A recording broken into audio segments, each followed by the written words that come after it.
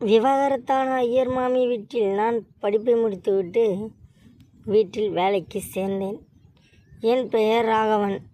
நான் பட்டப்படிப்பை முடித்துவிட்டு வேலை இல்லாமல் சுற்றி வர ஐயர் மாமி வீட்டில் வேலைக்கு ஆட்கள் தேவை என்ற போர்டை பார்த்து மாமி வீட்டில் வேலைக்கு சேர்ந்தேன். ஐயர் மாமியின் பெயரோ சங்கீதா. வயது 36 இருக்கும். பார்ப்பதற்கு மிகவும் அழகாகவும் பப்பாளி பழ நிறத்திலும் மீடியமான உயரத்திலும் அழகாக இருந்தாங்க. சங்கீதா மாமியோ விவாகரத்து ஆனவள். சங்கீதா மாமிக்கு பெரிய அடுக்குமாடி குடியிருப்பு இருக்குது. அதில் உள்ளவர்கள் எல்லோரிடமும் வாடகை வாங்கி தருவதும் பராமரித்து சரிவர பாதுகாப்பதும் தான் என் வேலை. மாமிக்கு ஏமாற்றுபவர்களை கண்டாலே பிடிக்காது. அதனால் கிடைத்த வேலையை சரிவர செய்து வாடகை பணத்தையும் பராமரிப்பு செலவையும் மாமியிடம் சரியாக ஒப்படைத்து மாமிக்கும் நேர்மையாகவும் இருந்தேன். பணம் விஷயத்தில் சரியாக நேர்மையாக இருந்த நான் மாமியின் அழகுக்கு முன்னால் நேர்மையை கடைபிடிக்க முடியவில்லை. ஏனென்றால் மாமியின் அழகு அப்படி. சங்கீதா மாமியை பார்த்தாலே திருமணம் ஆன போலவே தெரியாது. மாமி நடையும் உடையும் அப்படி ஒரு அழகு. நான் ஒரு நாள் மாமியிடம் வாடகை வசூலித்த பணத்தை சங்கீதா மாமியிடம் கொடுக்க போனேன். மாமியை இந்த அழகை பார்த்து நான் மாமிக்கு தெரியாமல் ரசிக்க மாமி என்னை பார்த்து விட்டாள். நான் சட்டென என் பார்வையை திருப்பி கொண்டேன். மாமியோ பார்ப்பதற்கு ஜம்முன்னு இருந்தாங்க. மாமி பணத்தை வாங்கி கொண்டாள். மாமி, ராகவா, நீ மிகவும் நேர்மையானவன். எனக்கு உன்னை ரொம்ப பிடித்திருக்கிறது. இன்றையிலிருந்து நீ என் வீட்டிலேயே தங்கிக்கோ என்றாள். நானும் மாமியின் வீட்டில் தங்கினேன். அடுத்த நாள் காலையில் மாமி குளித்துவிட்டு தலையில் டவல் கட்டிக்கொண்டு வீட்டு வேலை செய்யும்போது என் மனமே என்னிடமில்லை. மாமியோ என்னை ஒரு ஏக்க பார்வையோடு பார்த்தாள். நானும் மாமியை பார்த்தேன். மாமி கண்களில் எதையோ அடைய வேண்டும் என்ற ஏக்கம்.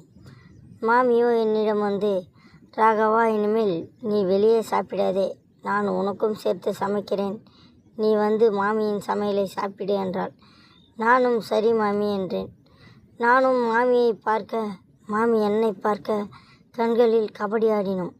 இப்படியே 2 நாள் ஓடின. மாமியின் சமையல் நல்லாவே இருந்துச்சு. ஒரு நாள் இரவு எனக்கு கால் செய்து அவளுடைய ரூமுக்கு வரச் சொன்னாள். நானும் மாமியின் அறைக்கு சென்றேன். ராகவா, எனக்கு உன்னிடம் பேசணும் போல இருந்தது, அதான் வரச் சொன்னேன் என்றாள்.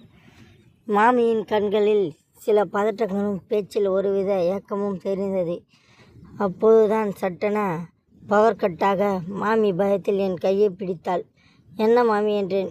எனக்கு இருட்டு என்றால் பயம் ராகவா. பவர் வரும் வரை நீ என்னை விட்டு விட்டு எங்கேயும் போகாதே என்றாள். நானும் மாமியை விட்டு எங்கேயும் போகவில்லை. ஒரு கேண்டிலை எடுத்து ஏற்றினேன். அந்த ஒளியில் மாமி மிகவும் அழகாக இருக்க மாமியை பார்த்து கொண்டே இருந்தேன். சங்கீதா மாமி, என்ன ராகவா, என்னை இப்படி பார்க்கிறாய் என கேட்டாள். மாமி, உங்கள் அழகு இந்த சின்ன வெளிச்சத்திலும் ஜொலிக்கிறது. உங்களை பார்த்தால் திருமணம் ஆனது போலவே இல்லை. இந்த உலகத்திலேயே நீங்கள் தான் அழகு என்றேன். அப்படி என சொன்னதும் வெட்கத்தில் மாமியின் முகம் சிவந்தது.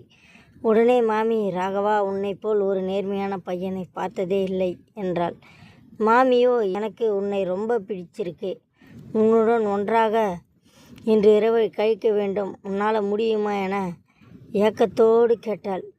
நானோ உடனே, மாமி, நீங்கள் எனக்கு அப்படி ஒரு வாய்ப்பு கொடுத்தால் இந்த உலகத்தில் நான் தான் அதிர்ஷ்டசாலி என்றேன்.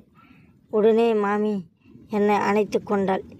எனக்கோ தலகால் புரியவில்லை. மாமியும் நானும் அன்று இரவு முழுக்க இணைந்தே இருக்க மாமி கண்களில் ஆனந்த கண்ணீர் வந்தது.